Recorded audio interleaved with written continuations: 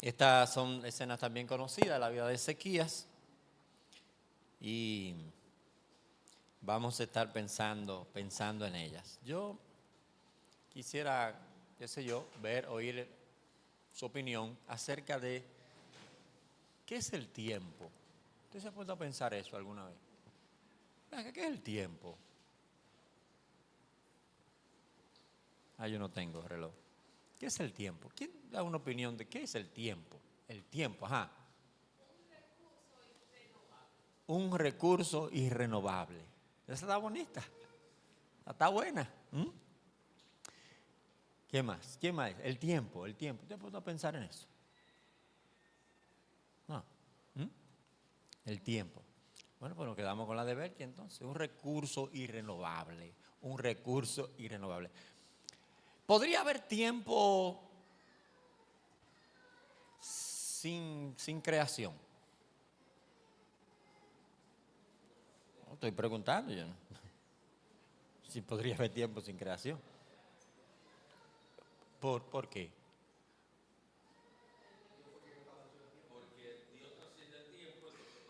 Exacto, ¿verdad? Entonces el tiempo sería Dios, ¿verdad? Exacto. Y también, ¿cómo dice los muchachos de física la fórmula del tiempo? ¿Tiene fórmula del tiempo? No. Ayúdenme ahí. ¿Tiene fórmula del tiempo? Eso fue hace mucho que se lo dieron ya.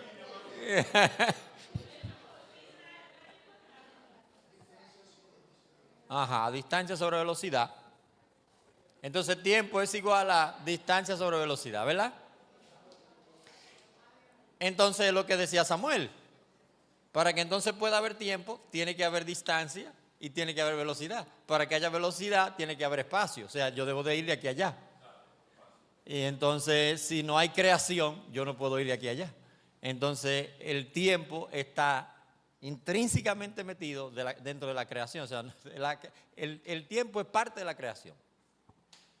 Entonces, como también decía nuestra hermana Belkis, es irrenovable. O sea, el tiempo no es una sucesión que no repite. O sea, eso que estamos viviendo ahora aquí, usted va a venir el domingo otra vez para acá, pero no va a ser lo mismo.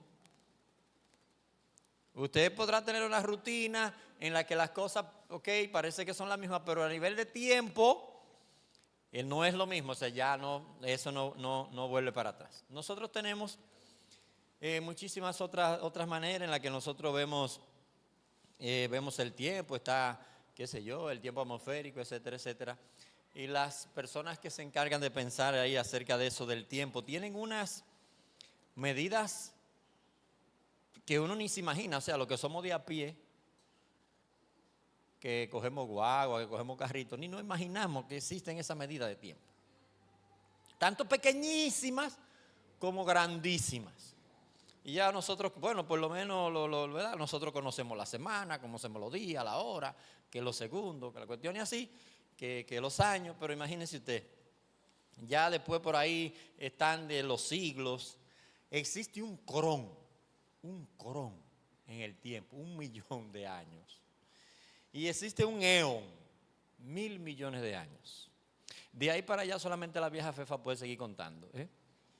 Entonces, ya usted sabe, eso es a nivel de tiempo. Usamos el reloj, usamos qué sé yo, el calendario, las cuestiones para medir el tiempo. Ahora, el tiempo nos va pasando, el tiempo nos va avanzando. Lo que no hicimos, pues no podemos para atrás, no podemos hacer lo que no hicimos ayer, ya eso de que volver para atrás para hacerlo ayer, no, ya usted lo puede hacer hoy, pero ya eso es en otro tiempo, ya ese tiempo ya se fue, no vuelve. Ese recurso es un recurso que no podemos renovar, como acabamos también de afirmar. Entonces, ¿qué nos enseña la Biblia? Y nosotros también hemos visto esto en otras ocasiones, con relación a nuestro aprovechamiento del tiempo. Hay gente que parece muy fuerte, ¿verdad?, ante el tiempo. Señores, LeBron tiene 40 años. 40 años. Hasta LeBron tiene que ceder, hermano, ante el peso del tiempo. Y sigue jugando a un alto nivel. Pero el tiempo va a ir afectando. Entonces, Cada día para nosotros, cada día que pasa, debe convertirse en una oportunidad para nosotros renovar este compromiso con Dios, esa confianza que nosotros hemos colocado en Dios, y no podemos suponer que este compromiso y nuestra fidelidad a Dios y nuestra confianza en Dios es algo que crece automáticamente, y que nosotros no tenemos que tener una intención continua, consciente de estar trabajando, de estar buscando a Dios continuamente. Y precisamente de eso que yo quisiera que nosotros viéramos en este caso, en el caso de Ezequías. Y usted dirá, bueno, pero que después que lo pusimos tan alto, ahora lo vamos a poner bajito. No, es un hombre de Dios extraordinario. Sin embargo, nos deja ver aquí, esto que vamos a ver ahora en el capítulo 20, que a pesar de haber tenido ese tiempo de tanta confianza en Dios, en un momento de relajación, nos damos cuenta que nos dice la Sagrada Escritura que fue presa de la soberbia, presa del orgullo, este mismo rey que nosotros acabamos de ver ahora. Entonces, cada día de nuestro tiempo realmente debemos de verlo como una oportunidad de renovación de nuestro compromiso con Dios. Entonces, la primera escena que nosotros tenemos aquí, del versículo número 1 hasta el versículo número 11, nosotros nos damos cuenta precisamente que cualquier circunstancia que venga a nuestra vida es una oportunidad para nosotros honrar a Dios, para nosotros bendecir a Dios. Esto es lo que tenemos aquí con la enfermedad de Ezequías. Voy a leer rápido esos versículos. Dice aquí la palabra de Dios, que en aquellos días cayó enfermo de muerte Ezequías. Y vino a él el profeta Isaías, hijo de Amós, y le dijo, Jehová dice así, ordena tu casa, porque morirás y no vivirás. Ajá, y si se va a morir, ¿qué es lo que va a pasar? Que no va a vivir, ¿verdad? Pero era una manera de decirle, oye, llama a la funeraria, elige el ataúd, lo que tú quieras, el traje que te van a poner, es que te va a morir y que no va a vivir. O fue así. Eso es Isaías, hermanos. O sea, Isaías, el profeta Isaías, que no andaba dando mensajes como que fallaban, de que no, esta no se cumplió. No es como un hermano de una iglesia, de esa iglesia de profecía, que le dijo a los hermanos, el Señor me dice que hoy tal cosa, que va a pasar mañana. Y no pasó nada. Y después entonces él se paró de nuevo y dijo, hermano, el Señor me dijo que lo que yo dije ayer, eso lo dije yo y no lo dijo él. Así que eso es disparate. Ah, sí, es bueno. Está bien. Bueno, pues tú Isaías que va a decirle a Ezequías, usted se va a morir, no va a vivir, arregla la casa. Entonces eso es, mira, ya pon lo que va a arreglar, ya tú sabes, el testamento, hazlo, si tú vas a declarar al par de ministros, vas a moverlo, muévelo, ¿ok? Y si va a hacer algún cambio, hazlo ahora, que te va a morir. El diagnóstico era un diagnóstico catastrófico. Ahora, la frase en aquellos días quizás no quiere decir, o no quiera decir, vamos a ver algunos cálculos aquí, me ayudan con la matemática, que no soy muy bueno con eso. No deberíamos leerlo como después que pasó lo del capítulo 19 y 18. En aquellos días puede significar en el tiempo de la invasión asiria. Y esto, por ejemplo, si usted lee el capítulo número 18, el versículo 1, capítulo 18, el versículo 1, ayúdeme aquí con este cálculo.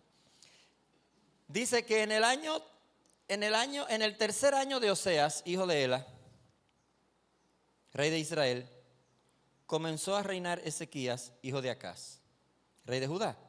Versículo 2, y cuando comenzó a reinar, era de 25 años y reinó en Jerusalén 29 años.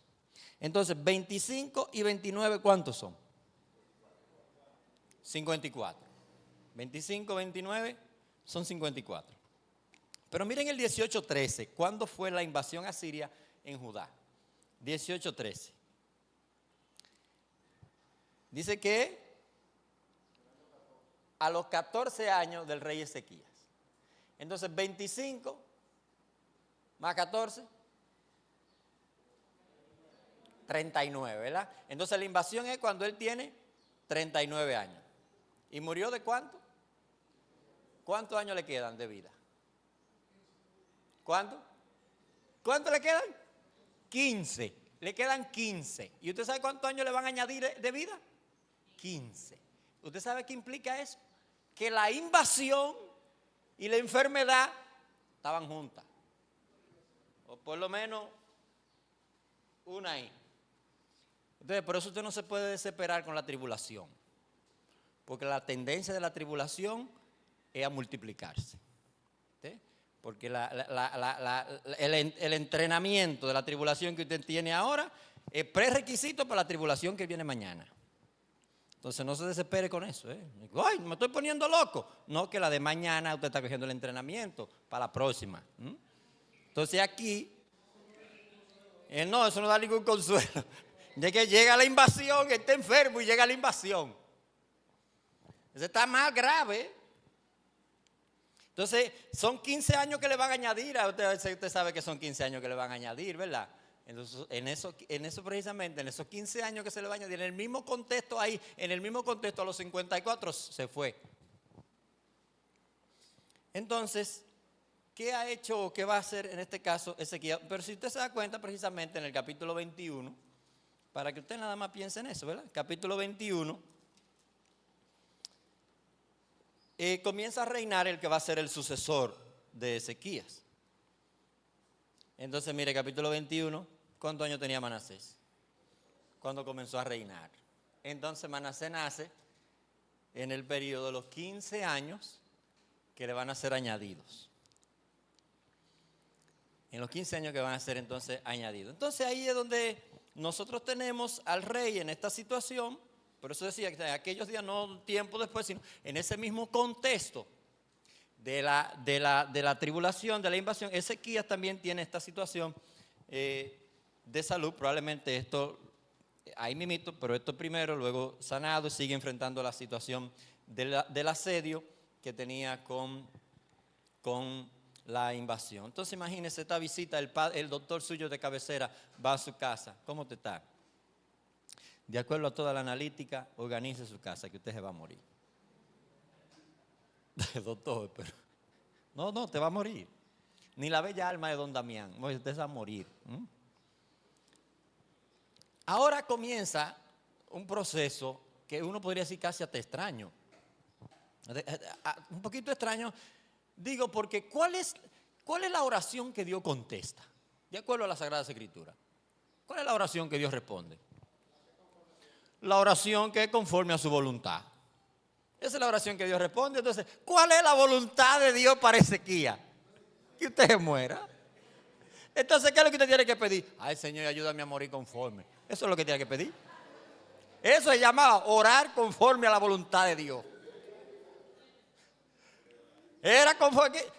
Ezequías, ¿cuál es la voluntad de Dios? Ezequías, ¿cuál es la voluntad de Dios conmigo? Que te va a morir. Pues déjame yo comenzar a orar conforme a eso. Esa revelación, porque eso es la revelación. Señor, ayúdame a no patalear mucho. Ayúdame a estar firme cuando yo muera. Uno pensaría que ese sería como el tipo. O que la respuesta, en este caso, por ejemplo, dice el texto que Ezequías, versículo 2, hizo como un retiro. No se podía parar de la cama. Entonces, el retiro que él hace es virarse. O sea, no quiero hablar con gente. No ten gente. Versículo número 2 dice, entonces, se volvió su rostro a la pared y oró a Jehová y dijo. Entonces comienza una argumentación delante de Dios. No hay petición.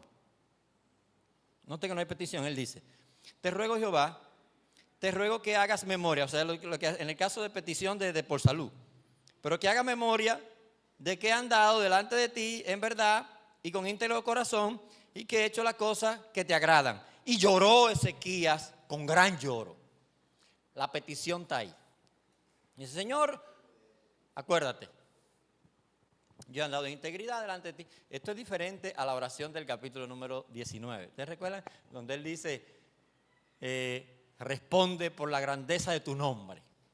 Pero aquí él está recomendándose, ¿verdad?, delante de Dios. Ciertamente, no vamos a hacer un juicio por eso, pues Dios va a responder de manera positiva. Pero lo que va a decirnos el texto en la respuesta es que Dios, escuchó a Ezequías, pero que vio sus lágrimas. La petición iba ahí, en las lágrimas, en su llanto. Y de hecho la respuesta es prácticamente inmediata, porque mire cómo dice el texto, versículo número 4. Antes que Isaías saliese hasta la mitad del patio, vino palabra de Jehová a Isaías diciendo: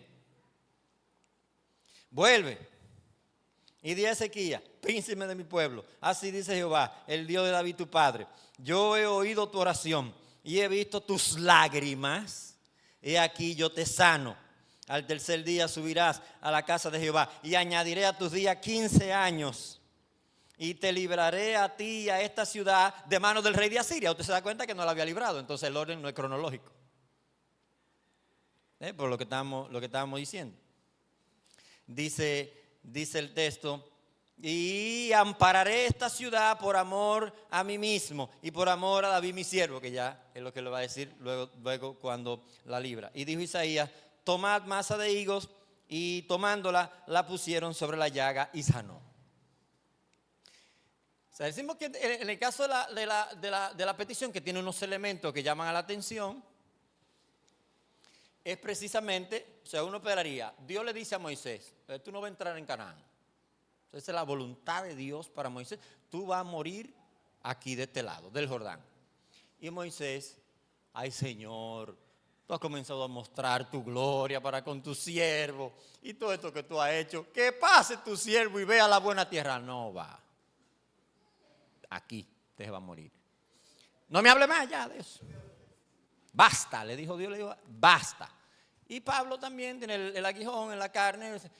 He orado a Dios para que me lo quite, y la respuesta de Dios ha sido: bástate mi gracia, mi poder se perfecciona en la debilidad. Con don Ezequías, dice: te va a morir. Ay Señor, lloro y la lágrima. Isaías ya va caminando, Isaías va a prepararse.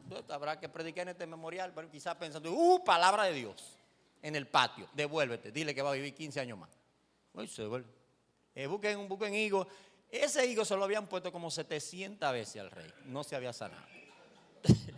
Ese higo lo habían mirado como quiera. Pero ahora fue Dios que le dijo: pónganselo.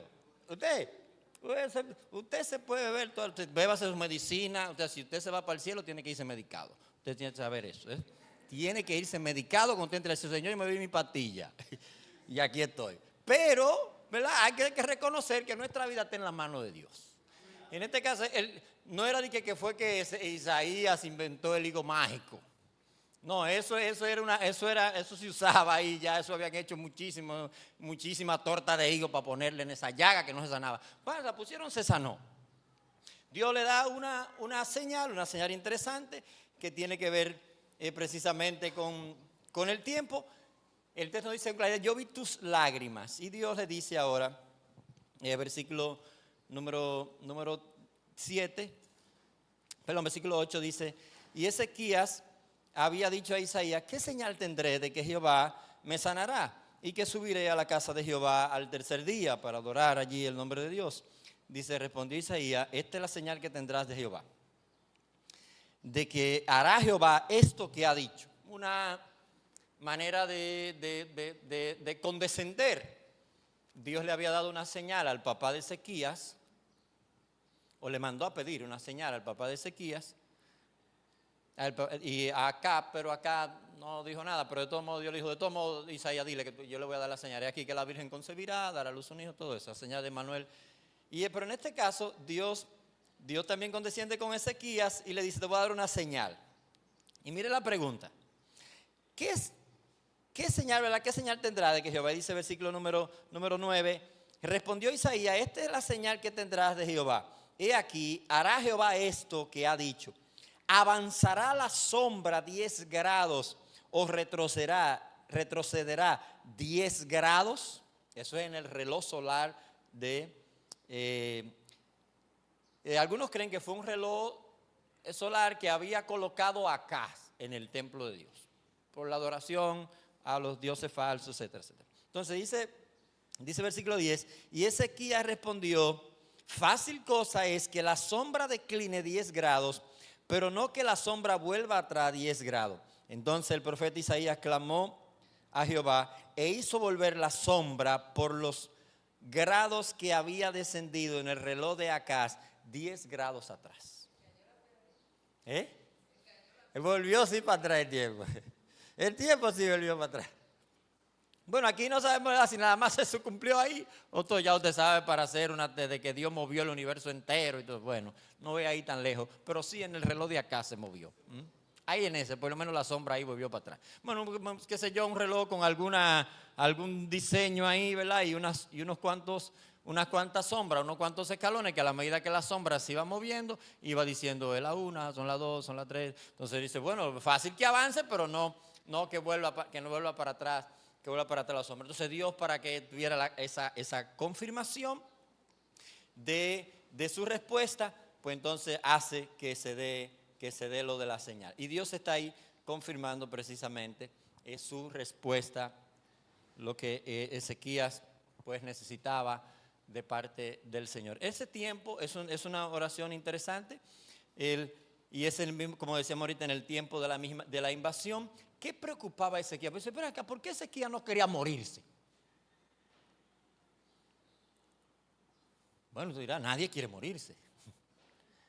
Sí, pero había unos pendientes con Ezequías. Primero, lo de la invasión. O sea, imagínense que Ezequías se moría en ese momento. ¿Ustedes recuerdan que era lo que el Rabsacer le decía al pueblo? No le hagan caso a Ezequías. O sea, Ezequías era, en ese momento, la luz de la nación, la guía, el que estaba marcando el camino. Se moría. Y está otro problema. Todo indica que Ezequías a esta altura no tiene hijos.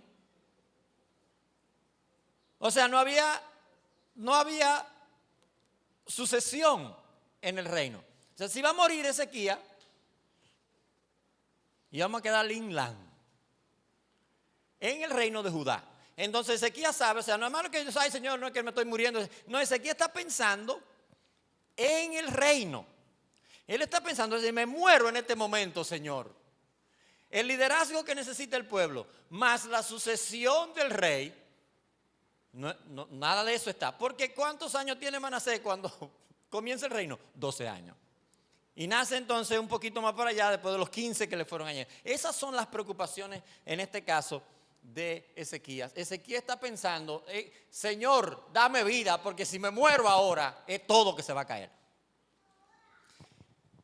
Isaías, Dios lo entiende. Y usted se da cuenta entonces que en el fondo la respuesta a la oración sí está en conformidad a la voluntad de Dios, de mantener una lámpara en Israel y de mantener el progreso de estas promesas que él había hecho a David, de mantenerle un testimonio en la nación.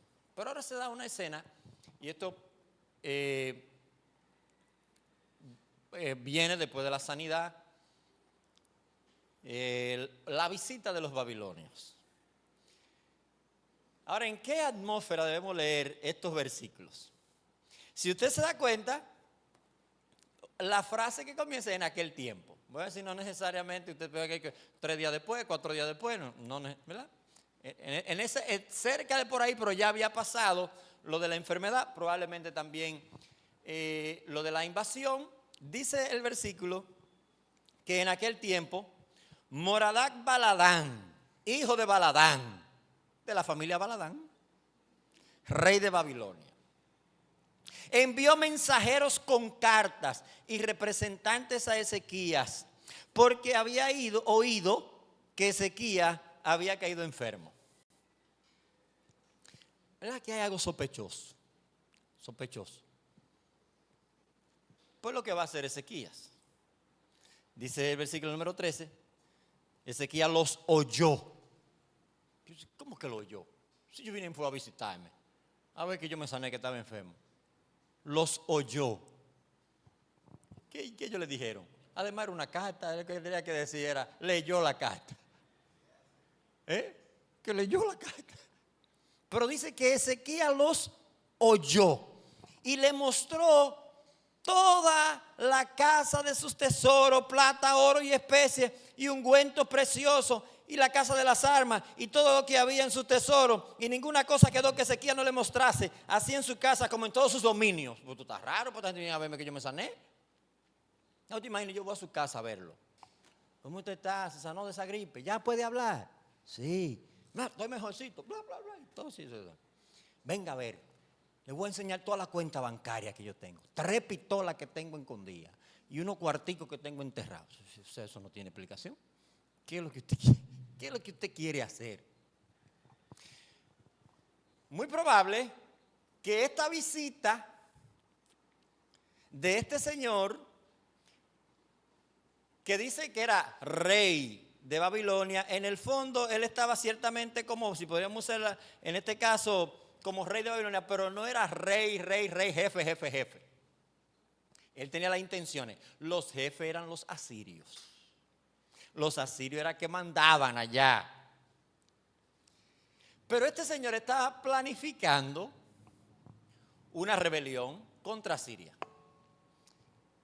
¿Cuál es el último reino que se le salvó a Siria? Estaban buscando. Hay que investigar qué fue lo que ellos hicieron. Por el que se enfermó, esa va a ser la excusa. Agarra la carta, manda la carta y van allá. Él lo oyó, dice que lo oyó. Las preguntas son, ven acá, Ezequías. ¿Y qué fue lo que tú hiciste? ¿Cómo fue que tú mataste 80 y pico de miles de asirios? Danos esa técnica, esa bomba, para ver si nosotros matamos unos cuantos allá. ¿Sí? Esa era más o menos la conversación, además de saber que... Entonces Ezequías dice, mire, ustedes tienen un socio que vale la pena tener. Es más, le voy a enseñar todos los cuartos que yo tengo. Y va, miren, estas son las cuentas bancarias. Y le enseña todo. Él se está vendiendo, se está recomendando como un socio que sí, que puede ayudarle, que puede participar. ¿Qué era la respuesta que Ezequías tenía que dar? Porque ellos vinieron a verlo porque dos cosas. Él está enfermo y Asiria también es nuestro enemigo. Entonces, ¿qué era lo que tenía que decir? Mira, ustedes vinieron a ver que yo me sané. ¿Ustedes quieren saber cómo fue que yo me sané? Tráigame 4 tortas de higo, hágame el favor. Eso fue que yo me puse. ¿Y cómo así? Sí, búsqueme un viejo que se llama Isaías que está por ahí. Venga acá. ¿Usted ve ese hombre? Ese es el hombre más peligroso de la nación. Ese viejo, chico, usted le ve. Ese viejo. No te metas con ese viejo, que si ese viejo dice que algo va a pasar, se acabó. Apuesta a ese viejo. Ese era. ¿Y cómo así ese? Así mismo, nosotros estábamos aquí empeñados, oramos a Dios, pusimos a ese viejo a orar, yo oré también y Dios se manifestó. Ese era. El Dios del cielo nos salvó, por eso fue lo que él dijo en la oración. Sálvanos para que todo el mundo vea que tú eres Dios. Aquí van la gente de Babilonia, ¿sabes lo que es Ezequías? Miren todo el oro que yo tengo. Y yo soy el amigo que ustedes necesitan para entrarle a esa gente. Ahora, pero ¿cuál es la atmósfera que vamos a leer eso? Bueno, está en Crónica. Crónica capítulo número 32. Segundo de Crónica. En segundo de Crónica, el capítulo número 32, versículo 24 al 31. Es en esa atmósfera que nosotros tenemos que leer estos capítulos. Ahora, ¿por qué el escritor de Crónica lo menciona y no lo menciona Reyes? Bueno, el escritor de Crónica tiene un propósito totalmente diferente al escritor de Reyes. Reyes escribe a la gente que están en la deportación, experimentando la esclavitud, el exilio, y él está mostrando las razones por las cuales ellos habían ido al exilio, que fue porque abandonaron la palabra de Dios. En el último capítulo de Reyes, él termina con una esperanza muy leve, pero esperanza al fin. Porque los otros profetas, tanto el profeta Jeremías, le había dicho que ellos iban a ir allá, iban a tener el cautiverio, todo eso, pero que Dios iba a estar preservándolo. Que los que estaban en Babilonia eran los hijos buenos. Y que los hijos malos eran los que se iban a ir para Egipto y que iban a estar de rebeldes. Entonces, dice Dios lo iba a destruir. Entonces los que estaban en Babilonia eran los que Dios iban a preservar. Entonces él está escribiendo para decirle, así como la palabra de Dios se cumplió en el destierro, la palabra de Dios también se va a cumplir en la restauración. Ahora, en el caso de Crónica, él está escribiendo a los que ya venían A los que vinieron están un poquito desanimados y el escritor de Crónicas le está diciendo, señores, hay que ponerse en esto, en la adoración, en el templo, Zorobabel y todo el mundo, hay que comenzar a construir porque Dios está en medio de su pueblo cuando su pueblo le adora. Entonces, todo eso, por eso el énfasis de Crónicas es acerca de la adoración.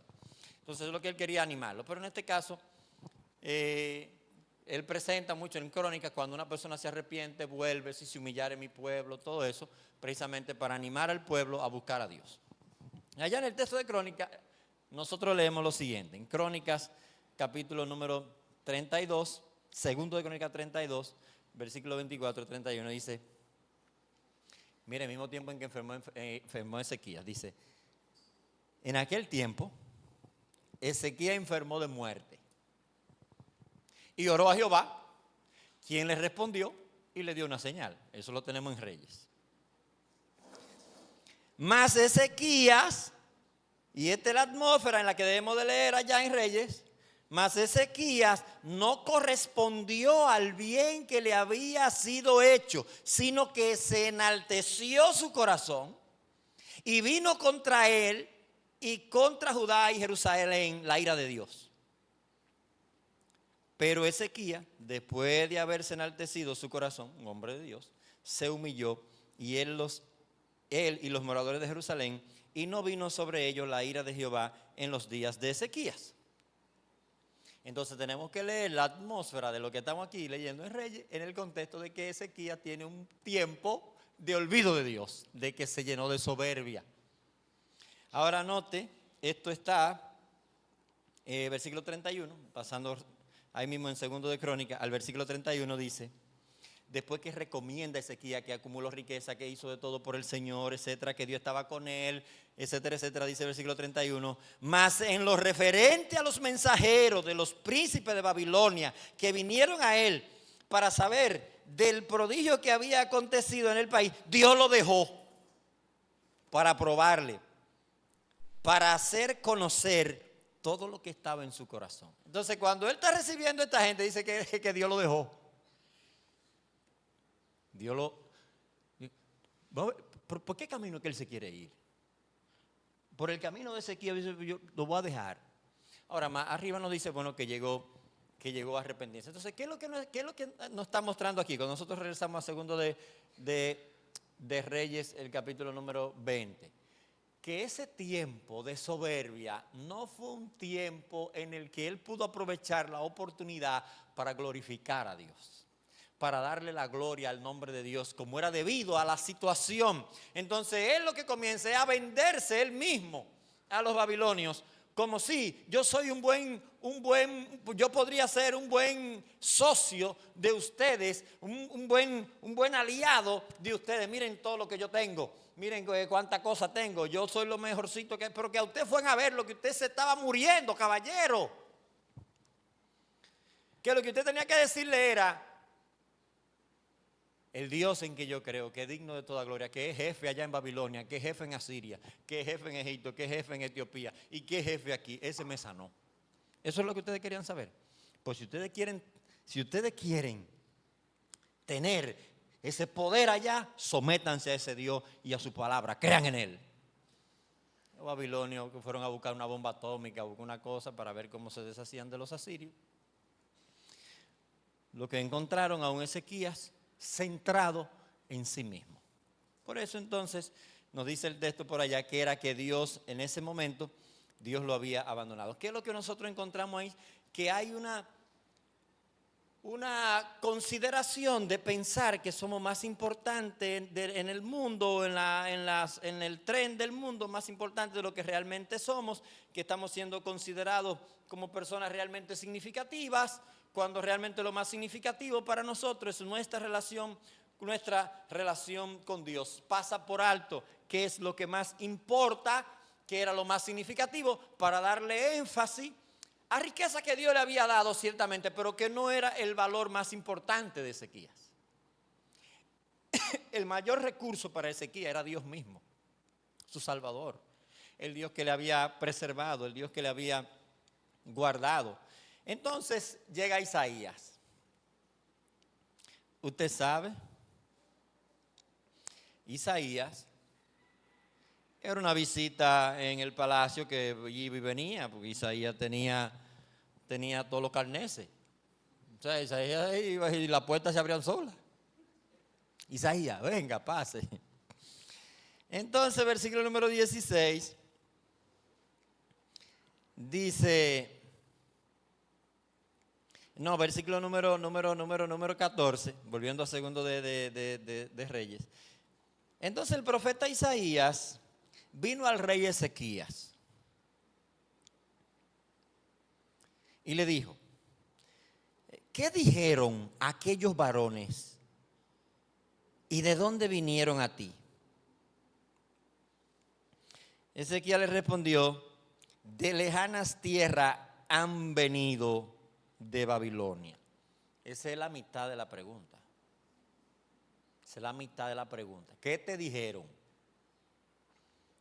No lo dijo. Y Ezequías le respondió, y él le respondió, le volvió a decir, ¿qué vieron en tu casa? Y Ezequías respondió, vieron todo lo que había en mi casa, nada quedó en mis tesoros que no le mostrase. Yo le di toda la contraseña, todo. Esa gente son míos, somos socios, tenemos un enemigo común que se llama Siria. No tiene que coger la loma. Entonces Isaías le dijo a Ezequías, oye palabra de Jehová. Oye palabra de Jehová. He aquí que vienen días en que todo lo que está en tu casa y todo lo que tus padres han atesorado hasta hoy será llevado a Babilonia sin quedar nada, dijo Jehová.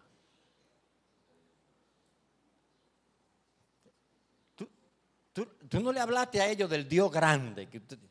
Tú le hablaste de esos cuarticos que tú tenías, de ese oro que tú tenías. Pues tú verás ahora, se lo van a llevar todo. No va a quedar nada ahí. Porque si tú cambiaste de Dios ahora, y eso es el Dios tuyo ahora, te lo va a llevar. No va a quedar nada. Pero Ezequías está tan en él. O sea, un hombre que había pensado precisamente arriba, había pensado en el reino, en la continuidad del reino. Señor, ¿qué va a pasar? Yo no dejes que me muera porque en este momento tan crítico y no tengo sucesor. Pero miren lo que dice, lo que una persona centrada en sí misma. Dice el texto, versículo 18 y 19, dice, y de tus hijos que saldrán de ti, eso va a ser por allá por los tataranietos, que habrás engendrado, tomarán y serán eunucos en el palacio del rey de Babilonia. Entonces Ezequías dijo a Isaías, la palabra de Jehová que has hablado es buena. ¿Tú por qué tienes que estar borracho? La palabra de Jehová que has hablado es buena. ¿Pero por qué buena? Según él la ve.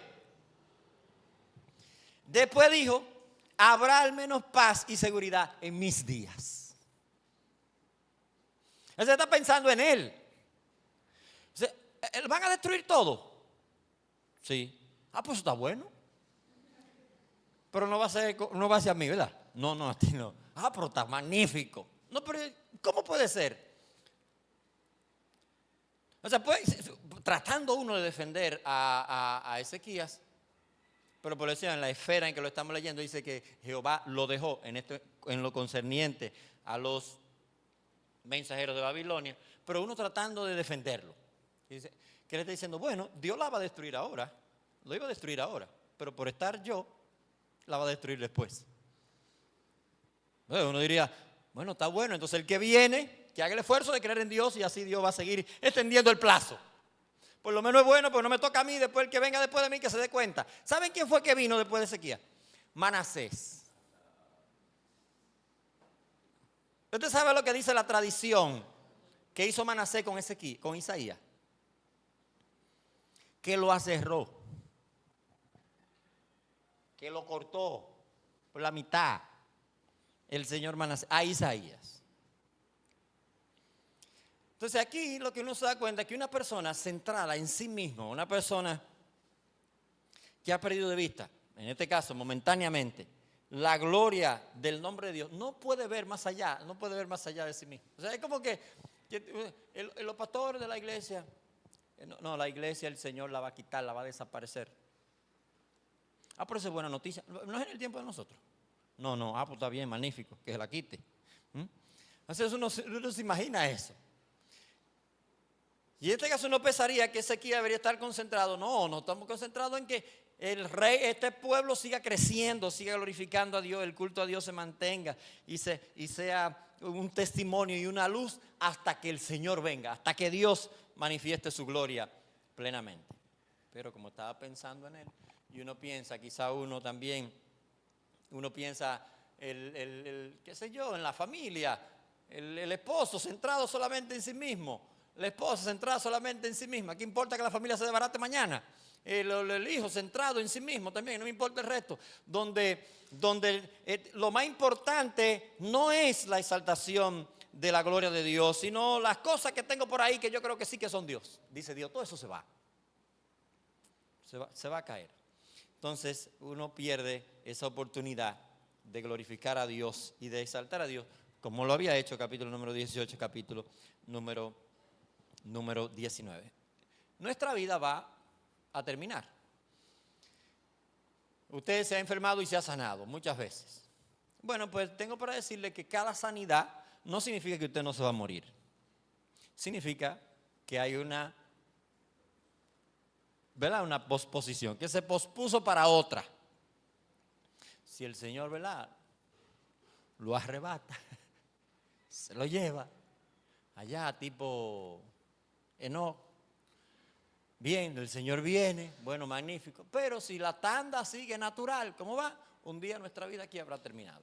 Bueno, pues se terminó la de Ezequías también, con todos sus 15 que le añadieron. Dice versículo número 20, los demás hechos de Ezequías y todo su poderío y todo lo que hizo. Y el estanque, que todavía se va creo que a Jerusalén a ver parte del estanque que había hecho, cómo introdujo el agua hasta la ciudad. Dice, y el conducto, y metió las aguas en la ciudad. No está escrito en el libro de las crónicas de los reyes de Judá. Y durmió Ezequías con sus padres y reinó en su lugar. Mire, y ahí usted tiene que ponerle una musiquita, no sé cómo. Manasés, su hijo. Ese muchacho era el pájaro malo, encarnado. Y se arrepintió Manasés. Claro, no le dio tiempo para recoger todo lo malo que había sembrado, pero se convirtió, porque de hecho nos dice el escritor de Crónica, vuelvo a repetir, el escritor de Crónica tiene la intención de mostrar que si usted se arrepiente, Dios le perdona. Incluso el terrible Manasés se arrepintió después que fue deportado a Babilonia, y precisamente ellos habían sido deportados a Babilonia, o sea que le está poniendo un retrato igualito a cómo ellos debían de ser restaurados precisamente, y él dice, Dios lo perdonó. Entonces lo está diciendo lo mismo, Dios lo puede perdonar a ustedes también, que mire que perdonó al punto de quiebre. Manasés fue el punto de quiebre, o sea, donde ya Dios le dijo, yo no perdono a nadie aquí. ¿Saben por quién? Por Manasés. Pero que Manasés se arrepintió no importa, que lo que hizo ya me enfureció demasiado. Incluso el mismo Ezequías viene con la reforma, viene con todo eso, y uno esperaría, por ejemplo, qué sé yo, leyendo en la reforma de Ezequías, usted por ejemplo va al capítulo número 22, o aquí mismo segundo de Reyes, Josías, la reforma de Josías. Usted va al capítulo número 22 y uno lee, por ejemplo, versículos como este, en el libro de capítulo 23, en el caso de la reforma, que nadie hizo como hizo este rey. Como había hecho el rey